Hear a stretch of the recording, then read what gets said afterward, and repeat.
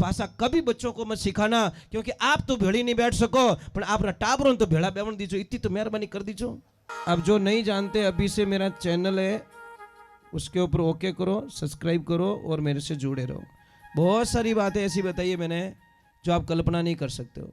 हजारों बातें अंदर डाली मैंने वीडियो के माध्यम से ताकि आप तक पहुँचे, आप उसका आनंद लो। कोई माइनस पॉइंट है तो उसको पढ़ाई के लिए, धंधे के लिए, घर की परेशानियों के लिए, मतलब बहुत सारी, जिसकी सगाई नहीं हो रहे, संबंध नहीं हो रहे, क्या कारण है क्या नहीं है, हाइट नहीं बढ़ रही उसके लिए मैंने बताया, पढ़ाई नहीं आ रही उसके लिए बताया, जॉब नहीं लग रहा है उसके लिए मैंने बताया, बहुत सारी चीज़ें बताई है। तो चैनल से जुड़े रहिए। सेठ जी भाई आवाज़ मत करो, तो आवाज़ आ रही है। तो कोई सेठ जी और कोई संत महात्मा एक ट्रेन में बैठे जा रहे, तो गुरुजी ने बोला कि सेठ जी कहाँ जा रहे हो? कि मैं जा रहा हूँ दिल्ली।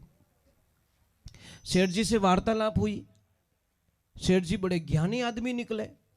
तो सेठ जी को पूछा कि सेठ जी आप कुछ भगवान का भजन वजन करते हो? कि हाँ मैं तो हमेशा भगवान की पूजा करता हूँ, आरती करता हूँ, और 54 साल में मैंने 54 बार रामायण पढ़ ली। तो बोला धन्यवाद है, आपके दर्शन करके मैं भी धन्य हो गया। तो सेठ जी कहाँ जा रहे हो? कि गुरुजी मैं जा रहा हूँ दिल्ली। कि क्यों? कि मेरे भाई और मेरे बीच में एक प्लॉट लिया हुआ जयपुर में जो 100 बाई 100 का है। 50 फुट उसको आता है, 50 फुट मेरे को आता है, पर मेरी गैर हाजिरी में मेरे भाई ने वहाँ पे काम चालू कर दिया। और मैं बम्बई रहता हूँ, वो मेरा भाई जयपुर में रहता है, उसने 3 फुट जगह ज़्यादा ले ली। सुनना इस बात को ध्यान से, कितनी फुट? मतलब नक्शा नहीं बैठ रहा था तो 3 फुट जगह ज़्यादा ले ली, मतलब 50 फुट की जगह 53 फुट ले ली। और वो बात मुझे पता चल गई, मैंने स्टे ऑर्डर लगवा दिया, काम रोकवा दिया। 5 वर्ष हो गए उसके काम को मैं होने नहीं दे रहा हूं। अब मैं चाह रहा हूं दिल्ली, ऐसा केस करूंगा उसके ऊपर कि उसको जेल में डलवाऊंगा, तब तक मुझे शांति मिलेगी, नहीं तो शांति नहीं मिलेगी। जने गुरुदेव की रामायण बराबर पढ़ी कि नहीं पढ़ी? कि जोरदार पढ़ी। जने बेटी रे बाप राम और भरत रो कथन पढ़ियो कि नहीं पढ़ियो? जिन टेम राम जी वनवास जावे और भरत जी ने ठा पड़े, भरत जी तो कहे राम राज्य करेला, राम जी कहे मारो भरत राज्य करेला। दोनों भाइयों रे बीच में देवनी लड़ाई है, लेवने वास्ते लड़ाई नहीं है। ए बेटी रे बाप तू 54 बार रामायण पढ़ी विनी धूल उड़ाई रे। रामायण पढ़ तू तो भाई माते केस कर दियो 3 फुट रे वास्ते, तो तू रामायण क्यों पढ़ी?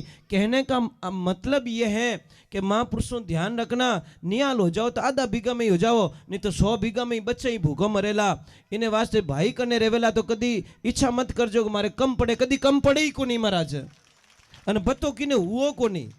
आज दिन तक भगवान ने कोई नारियल चढ़ायो कि कोई प्रसादी बोली कि बाप जी महादेव जी तारे 1.25 मणी री प्रसादी कर दूं, मारे ग्राहक घना आवे, थोड़ा कम कर दे रे बाप जी। बात करनो री टाइम कोनी, कटे मेहमान में जावनो टाइम कोनी, मारे कने आदमी कोनी, ये ग्राहक कम कर दे, मारे दूजू की नहीं चीजें कोई करो। कोई भगवान ने प्रार्थना करो, अरे 2 रुपये री अगरबत्ती करो, भगवान ने कोई के वो 2 लाख रो चेक अटक्योड़ो वो दिराई दीजिए, मैं पासो आऊं ज कोन थारे द्वारे। भगवान के बेटो डेढ़ होशियार, चेक मरगन उपास करावे, अगरबत्ती करी 2 रुपये री और पाछो आवीज को नहीं, मैं तन छोड़ने वालों नहीं हूं।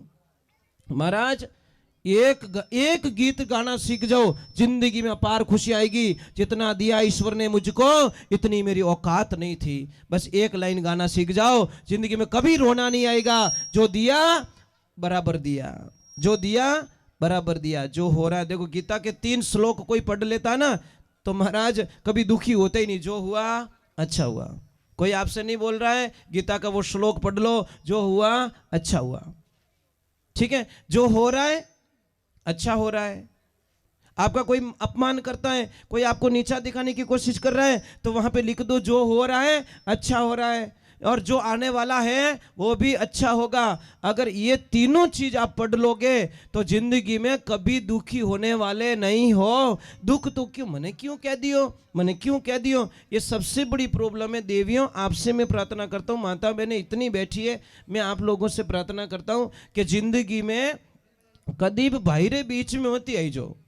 अगर भाई भाई आपस में प्रेम से रहते हैं तो आपको खुश होना चाहिए कि मेरे देवर जेठ बहुत अच्छे से रहते हैं, प्रेम से रहते हैं। आपको भगवान के सामने जाके प्रसादी चढ़ानी चाहिए गुप्त में कि हे मारा परमात्मा, अनो भाइयों भाइयों ने बीच में प्रेम अच्छो राखजे, मारो ओज उपवास रो मने फल देनो तो दे दीजिए, मने दूजो की नहीं चीजे मारा सांवरा, तो देखो आनंद आ जाएगा।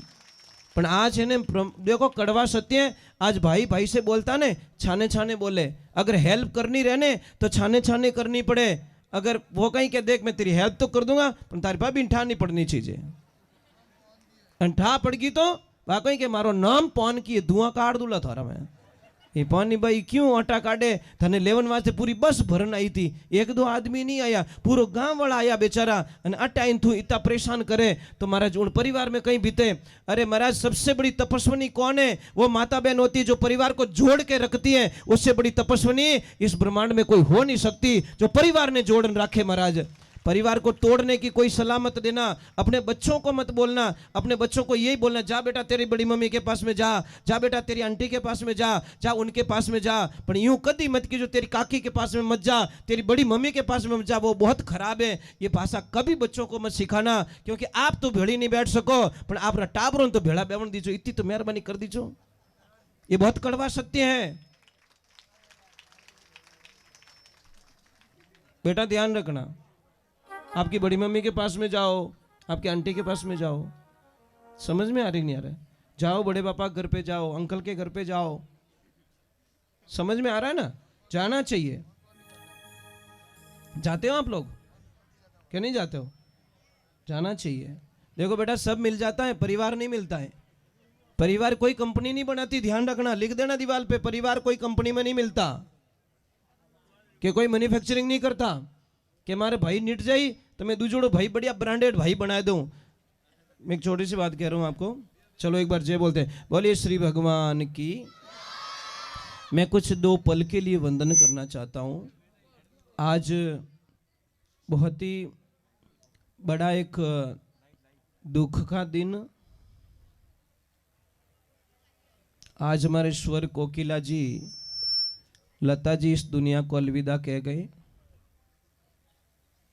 उन्होंने हिंदुस्तान नहीं पूरे विश्व के अंदर हमारे देश का नाम रोशन किया।